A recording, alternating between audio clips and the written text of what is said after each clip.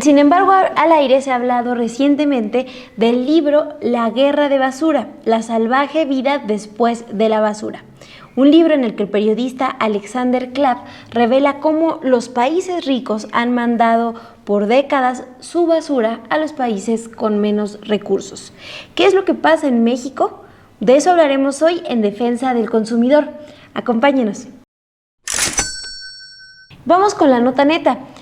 En este espacio les hemos hablado sobre un informe elaborado por las organizaciones Empower, Coffee Watch y Prodesk que expone la explotación laboral, la opacidad en la cadena de suministro de empresas como Nestlé y Starbucks. Es decir, los productores mexicanos, de acuerdo con lo que revela esta información, son los más afectados por la elaboración de este café, pero también el medio ambiente en México. Cuestionada sobre este tema, la presidenta Claudia Sheinbaum planteó el 28 de febrero que desde la Secretaría de Agricultura se están trabajando con quienes adquieren el café y quienes lo producen para establecer un precio justo.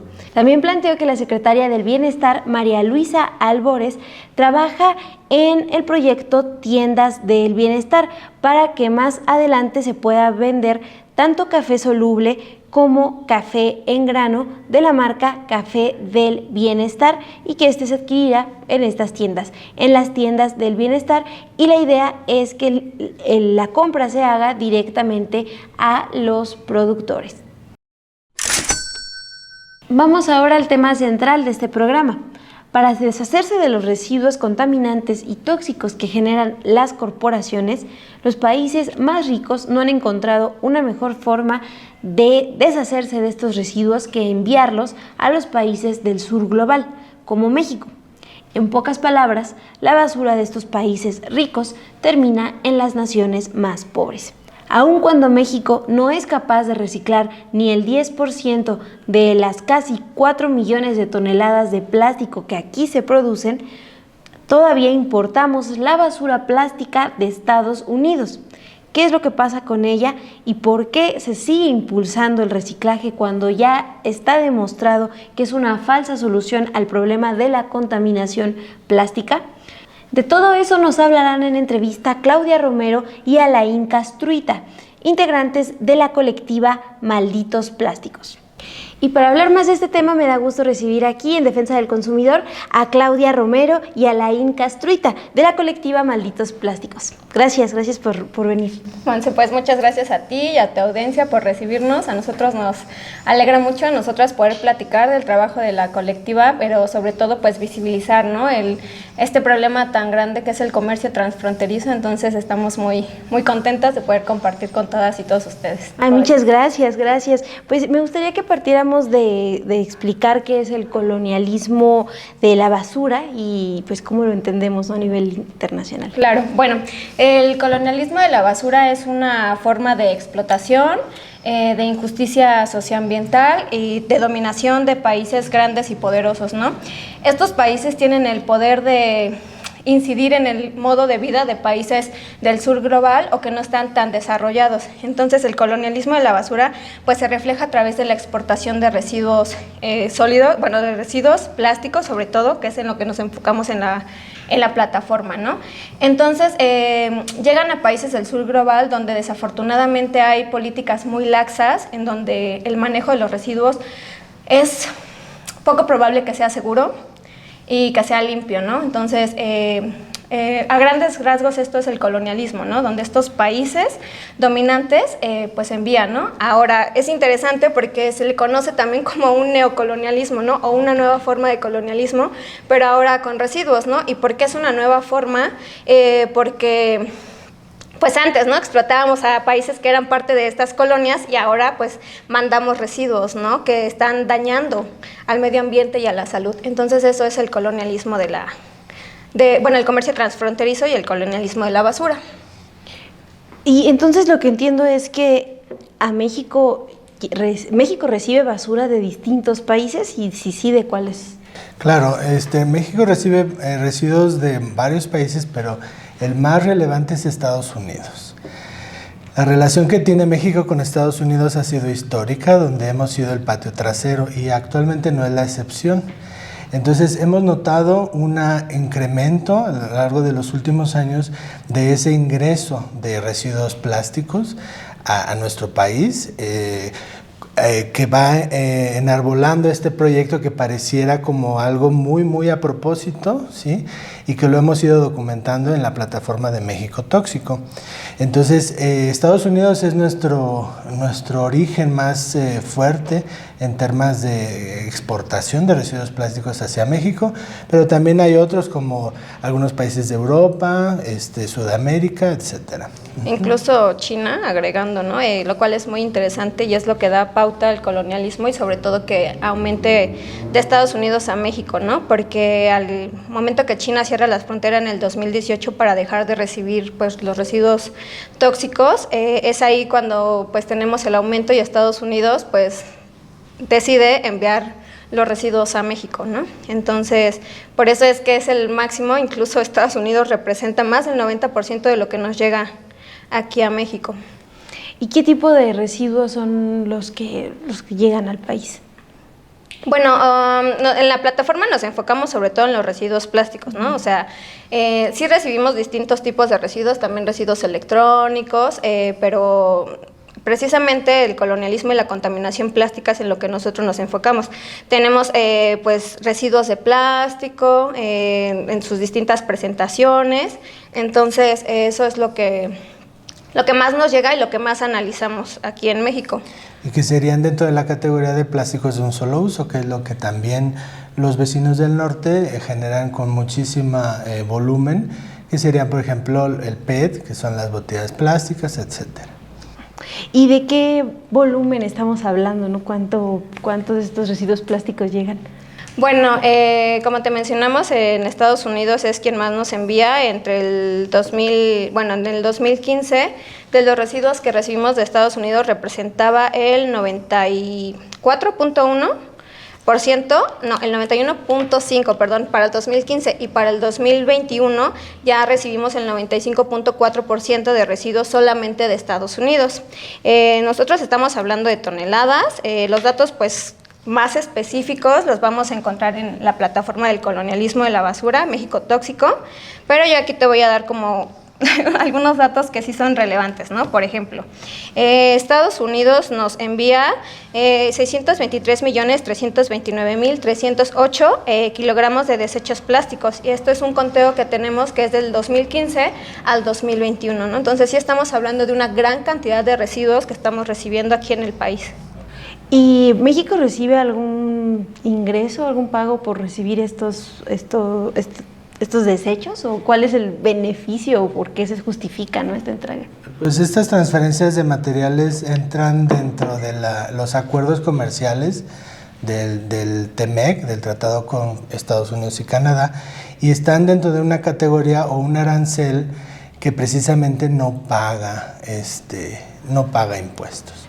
Entonces, precisamente es un tema cuando en la plataforma de México Tóxico, ustedes después quien tenga interés puede consultarlo, habrán datos en dinero, en dólares, pero esos son intercambios entre las empresas que hacen los intercambios, pero como ingreso para el país, no tanto, sino que más bien, y más adelante lo podemos responder, desde el sexenio de AMLO se habló abiertamente de cuáles eran los motivos por los que se consideraba como apropiado y ventajoso para México en temas de generación de empleo o de ingreso de divisas, sin considerar los impactos a la salud, la exposición a los tóxicos y mucho menos temas laborales ni nada. Entonces eso lo podemos hablar después, pero como tal, ingresos para el país como aranceles, no.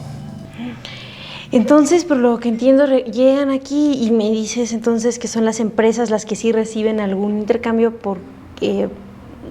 ¿Cómo entendemos esa parte? ¿Cómo reciben incluso, bueno, hay incluso empresas de Estados Unidos que tienen algunas filiales aquí a México, entonces por eso es que el intercambio monetario se da entre las mismas filiales de la empresa, ¿no? Digamos que lo que hace el país o lo que hace México es agilizar esos permisos para que entren, ¿no? Porque teoría todo debe tener un permiso para ingresar al país, ¿no? Entonces, el beneficio como tal monetariamente no se refleja en el país, al contrario, vemos más impactos negativos por la contaminación, pero sí un beneficio se queda en estas empresas, ¿no? Entonces, lo podemos ver con estas filiales o algunas otras empresas que deciden aceptarlos, aunque no sean filiales, entonces el beneficio queda en estos dos actores.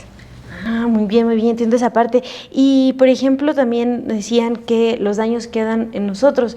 Al ser plásticos de un solo uso, pues, ¿qué es lo que hace México? ¿Cómo los desintegra? Porque sabemos que no se pueden reciclar.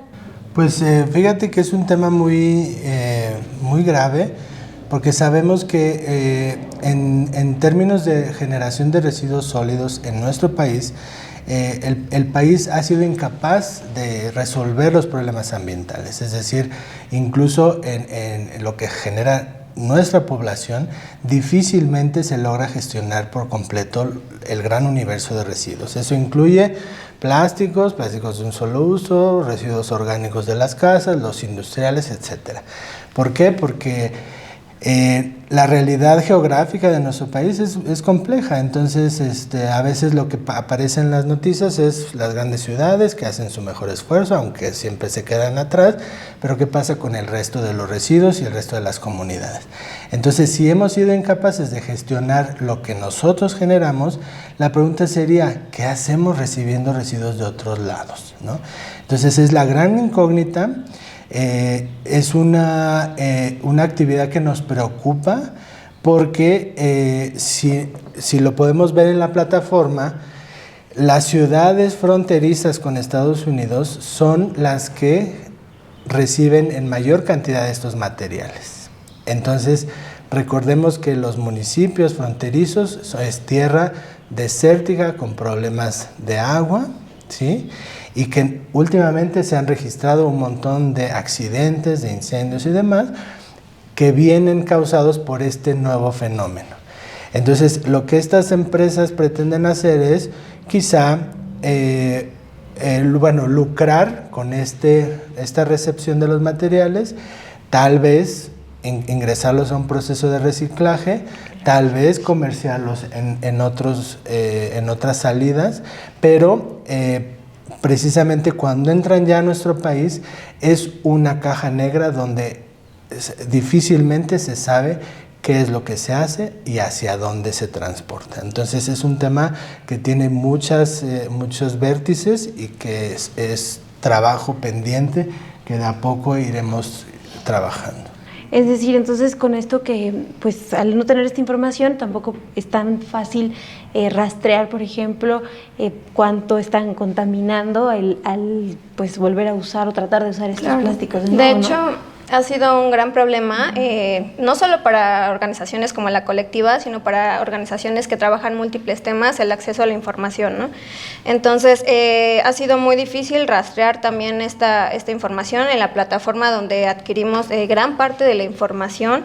El 2021 dejó de actualizarse esta plataforma, ¿no? Entonces, al dejar de actualizarse, pues que esa caja negra se vuelve más oscura, ¿no? Entonces lo convierte más difícil rastrearlo, ¿no? Ahora también hay cuestiones que las empresas manejan por cuestiones de secreto y discreción de fórmulas, etcétera, entonces todavía eso dificulta aún más el acceso, ¿no? Lo que tenemos claro es que en efecto el gobierno sí promueve la importación de residuos. La información que nosotros adquirimos fue justamente del Sistema de Información Arancelaria vía Internet, el CIABI, de la Secretaría de Economía. Ahí es donde pudimos rastrear gran parte, pero para el 2021 ya dejó de actualizarse y de ahí también lo que está pasando ahora con el Instituto de acceso también a la información, ¿no? Es otro tema que dificultaría el trabajo y tener un mayor rastreo de este tipo de mercancía. A la colectiva le preocupa que se maneje como un beneficio ambiental este tema de la importación y del reciclaje, porque por ejemplo hemos sabido que el estado más, el estado que más envía residuos plásticos de los Estados Unidos para México es California. Entonces hemos sabido por organizaciones hermanas del país del norte que esos envíos hacia México los catalogan como reciclaje, ¿sí? Entonces, para los ciudadanos de aquel lado dicen, qué bien, ¿no? México está reciclando. Pero cuando las condiciones son dispares y donde los códigos de salud y de monitoreo de tóxicos y de sustancias son o escasas o nulas, es donde brota esa preocupación de qué es lo que estamos dejando de nuestro lado del país. Entonces, nos preocupa que se utilice el reciclaje como un argumento benéfico, cuando el reciclaje, la colectiva Malditos Plásticos, lo consideramos como una falsa solución. Y podemos hablar un poco más de esta parte, porque es una falsa solución, ¿no? ¿Por qué no comprarnos el cuento de que reciclar es ya la solución? Sí, esto tiene que ver con todo el ciclo de vida de la producción de plástico, ¿no? Para que el plástico logre obtener las múltiples formas que nosotros conocemos, se le añaden aditivos, que en gran parte son pues aditivos tóxicos, ¿no? Lo que te permite que el plástico sea duro, que sea transparente, que si lo puedes doblar, etcétera, ¿no? Todas esas cualidades. Entonces, al no tener un control de sustancias, como bien mencionó Alain, más que los residuos puedan llegar pues sucios, entonces eso implica que al momento de meterlo en cualquier proceso de incineración, coprocesamiento, carbonización, etcétera, libera estos tóxicos. Entonces, al liberar estos tóxicos y al generar microplásticos, están impactando tanto al aire, el suelo, también a la salud del cuerpo, ¿no? De todas las especies vivas, ¿no? que hay en el territorio a donde llegan y pues en el planeta total, ¿no? Entonces, una de las consecuencias en el impacto de la salud que tiene pues todos estos aditivos es que son disruptores endocrinos. Entonces, afectan a la fertilidad, te producen cáncer, afectan al sistema inmunológico, al sistema respiratorio, al sistema nervioso central. Entonces, realmente hay un gran impacto a la salud, y lo cual también nos preocupa que se deje de lado esta visión de la preservación de la salud y, por supuesto, violación de derechos humanos, ¿no? Entonces, todos estos procesos que se conocen como soluciones verdes, en realidad están impactando en su gran mayoría a la población y a los territorios. Y con esta información que ustedes recaban a través de la plataforma, pues, ¿cuál es el objetivo y qué tendría que hacer de parte primero de las empresas y también de la autoridad, ¿no? Para regular esa parte? Bueno, el objetivo de la plataforma, el principal, es visibilizar todo el impacto negativo que hay tanto en el medio ambiente como en la salud del colonialismo de la basura, y en específico pues de la exportación de residuos plásticos, ¿no? Todo esto lo hacemos a través de estadísticas, presentación de estudios de caso. También buscamos que sea un repositorio, ¿no? Donde la gente pueda tener ese acceso a la información e usarla para múltiples investigaciones, ya sean académicas, incluso también en cabildeo, ¿no? Político, por supuesto que queremos dar esa validez empírica de todas las investigaciones y estas muestras de casos, ¿no? Entonces, la intención de la plataforma es visibilizar, pero que también esta información sea valiosa para generar políticas que defiendan pues la salud y preserven los derechos humanos, sobre todo, ¿no? Porque este gran proceso ha violentado mucho los derechos humanos, y el acceso a la salud, una vivienda digna, es parte de eso, ¿no? Y no podemos tener viviendas dignas o una salud adecuada de un alto nivel si vivimos cerca de zonas donde hay procesos, ¿no? Como la incineración, el coprocesamiento, donde toman el agua. Entonces, es un fenómeno con múltiples aristas. Entonces, la intención es mostrar algunas de esas aristas para generar pues acciones pues más tangibles que beneficien a la población. Y esas problemáticas entonces también las encuentran en esos estudios de caso, es decir, gente que vive cerca de estos lugares donde se procesan los plásticos. Sí, tenemos registrados algunos casos donde podemos ver los efectos, y es que fíjate que hemos ido armando la historia y se han ido agregando nuevos jugadores. Por ejemplo, en México es legal incinerar los residuos. Ese es el estado del legislativo de nuestro país. Es decir, por varias décadas en hornos cementeros es legal incinerar residuos de difícil aprovechamiento o reciclaje, como por ejemplo residuos biológico-infecciosos, las llantas, los neumáticos, ya se tienen más de 10 años ingresándolos a los hornos cementeros.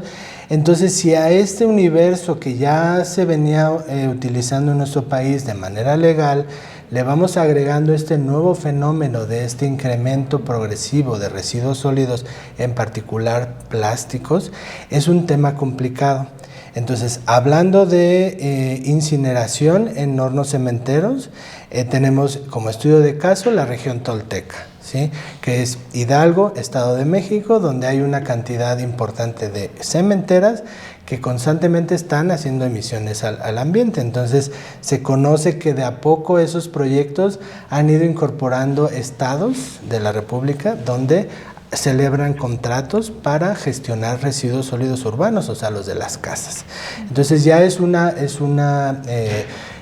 tendencia. Entonces, por eso, desde el colonialismo de la basura nos preocupa que si a eso se le va sumando también los residuos plásticos. Tenemos otro estudio de caso muy interesante del Super Bowl del 2023, que se llevó a cabo en Arizona, Estados Unidos, donde ellos anunciaron con bombo y platillo que iba a ser el primer Super Bowl que iba a considerarse basura cero. Pero la idea era enviar a México todos los residuos de PET, o sea, residuos de botellas de plástico, a México para su reciclaje. Pero resulta que todo eso estaba conectado con una planta que estaba construida en Mexicali, que sin tener los permisos ambientales ya habían hecho esos anuncios con el Super Bowl. Entonces, dada la actividad y la denuncia de la colectiva Malditos Plásticos, la gobernadora llega a su atención y clausura la planta por no contar con la documentación ambiental. Entonces, de ese tamaño son los negocios transfronterizos de residuos plásticos. Entonces, si nuestro país, con esa disparidad social, esa pobreza, esa indefensión de protección al trabajador, nos preocupa mucho que hacia dónde va ese proyecto. Y ven entonces que es un buen momento para renegociar estos acuerdos, pues sabiendo que pues, se acerca también el diálogo otra vez entre los tres países para analizar el TEMEC, ¿no? Entonces no sé si ahí ven una oportunidad. Pues estamos a la espera, ¿no? A la espera cuáles van a ser los nuevos movimientos respecto a estos intercambios. Tenemos también preocupaciones por proyectos anunciados en este reciente sexenio que siguen una lógica de economía circular, la cual se basa mucho en el manejo de los residuos, ¿no? Entonces, bajo esta premisa y lo que pueda ocurrir con las negociaciones, estamos esperando a ver cómo se va a mover nuestro mapa para, de acuerdo a eso, pues generar pues nuevas acciones. Por supuesto, aumentar la investigación, ¿no? Y encontrar como pues tratar de incidir, ¿no? Con medidas que sigan preservando pues la salud y los derechos humanos de las personas. Yo diría que si realmente fuera un recurso esos residuos plásticos que nos envían, pues la pregunta sería pues ¿por qué no se los quedan? Entonces, en términos de los tratados comerciales, dudo mucho que haya un cambio, porque justamente son ellos los que nos utilizan como patio trasero. Habrá que ver, es un tema que está en constante movimiento, pero si fuera realmente un beneficio o un recurso, ¿por qué enviarlo a otro país? Sí, y también tenemos que esperar, o sea, recientemente, y hay un caso pues que Alain conoce pues de mejor manera que ha seguido, que es el cierre también de Tailandia para recibir residuos, ¿no? Entonces, que haya otro país que haya cerrado sus fronteras para recibir residuos, pues nos da también otro indicio, ¿no? De preguntarnos, ¿no? O sea, ¿por qué estos países están cerrando, ¿no? Y China lo dijo abiertamente en el 2018, estamos cerrando porque no tenemos residuos limpios, ¿no? Estos residuos generan una contaminación, un impacto a la salud, ¿no? Entonces, ahora que ya haya otro país que esté cerrando, pues también nos está dando una pauta para analizar, ¿no? A nivel mundial este problema y decir, no, es que tampoco el comercio transfronterizo está siendo ideal, ¿no?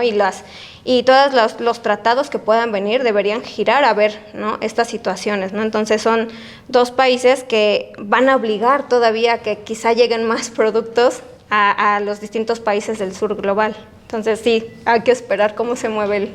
Y en ese contexto, pues que todavía estamos esperando cómo se va a mover todo. Por último, de mi parte, yo les preguntaría cuáles son las principales propuestas que tienen como colectiva para acabar pues con el colonialismo de la basura. Bueno, pues lo primero es la prohibición de plásticos de un solo uso, ¿no? Porque son los plásticos que principalmente se están moviendo, pero también que se producen en los países, ¿no? Entonces, esto es muy importante porque estamos buscando, y lo he repetido toda la charla, que es la preservación, ¿no? Evitar ya la violación de los derechos humanos, ¿no?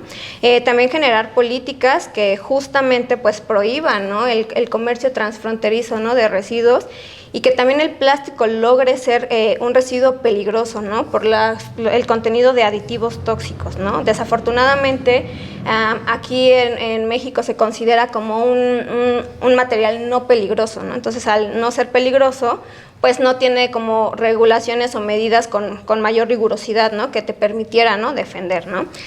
También buscamos pues sistemas basura cero, ¿no? En donde nos enfocamos en que pues no haya tanto esta producción de los residuos y que también se respete y sean ejercicios que se ejerzcan desde la comunidad, ¿no? Porque nosotros vemos el fenómeno tan amplio, ¿no? Porque por supuesto es un intercambio de países que llega, ¿no? O sea, pero el impacto queda en comunidades, ¿no? Entonces también estamos buscando este tipo de soluciones, ¿no? En este sentido, pues la colectiva ha trabajado, ¿no? Tenemos un amparo que se ganó para la prohibición de plásticos de un solo uso. Este año va a ser un trabajo fuerte para pues alcanzar, ¿no? Que se cumpla lo que ordenó el Congreso respecto pues a este tema, ¿no? Entonces ahí estamos accionando e incidir conforme a nuestros datos, ¿no? En reformas, en legislaciones, ¿no? Porque al final también de ahí se derivan muchas acciones y programas, ¿no? También con las denuncias que hacemos, pues estamos incentivando también que la comunidad sea partícipe y tenga un acceso a la información, pero también una posibilidad de accionar con esa información, ¿no? Como el caso de esta compañía que mencionó Alain, ¿no? De que se logró pues parar esta compañía porque gracias a estas denuncias se dieron cuenta que no contaban con los permisos, ¿no? Entonces, pues son como las recomendaciones, pero también tratamos de tener estas acciones que hemos en estos años de investigación. Y siempre recordando que es deber del Estado velar por la salud y tratar de que el Estado retome esa obligación.